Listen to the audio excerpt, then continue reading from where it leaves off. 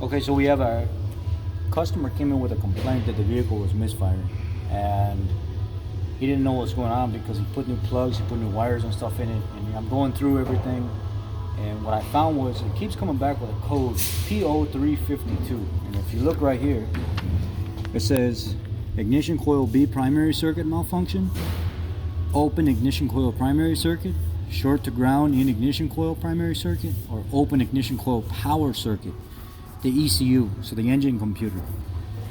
I'm at a cylinder 3 and 4 misfire. Now I want to see what's common between cylinder 3 and 4. We know we got new plugs, we got new wires. I verified with a good coil that that's not the issue. It's still misfiring. So I look over here and I see what's the common issue. So here's the schematic for the 2006 3-liter Ford Ranger. I've got a misfire on cylinder 3 and 4, and this is that side of the coil pack. The common issue is right here, this tan and orange wire. It comes from pin 52 in the PCM, and it goes to, if you look here, coil driver B, pin or number 3, and that's the number 3 on here also. So what do I need to know? I need to know, is that wire bad, or is my driver inside the computer bad? Also, I checked my compression while I was here. Everything was good. A little bit of loss on cylinder 5, but until you start getting like 7-8% or more, you're never really going to see too much of a concern.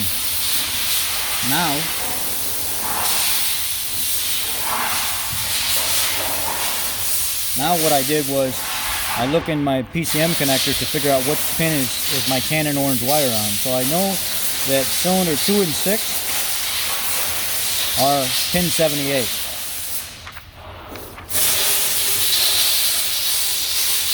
Pin 78 is my tan and light green wire, and that's not my issue.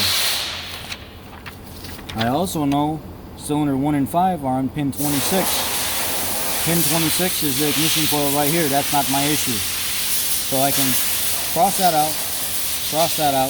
I want cylinders 3 and 4, and that's pin 52. So pin 52 with the little tabs pointing down. Let's go check that wire. And that goes to the tan and orange wire at the connector going to the ignition coil. So what I'm going to do is my tan and orange wire is right next to my red wire. I've got a light basically in circuit here. You can run one side of it to ground, and then you can power the other side if you want, but I've got a logic probe, so I'm going to use this. I got it hooked to ground on my logic probe. I'm going to take my other side and I'm going to put it in the orange part of the connector. I ohmed it out at 0.1, but I want to make sure I load test it. And then I'm going to supply power to the other side up here.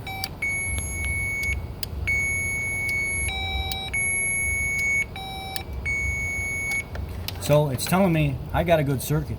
I mean, I'm running ample amount of power through there.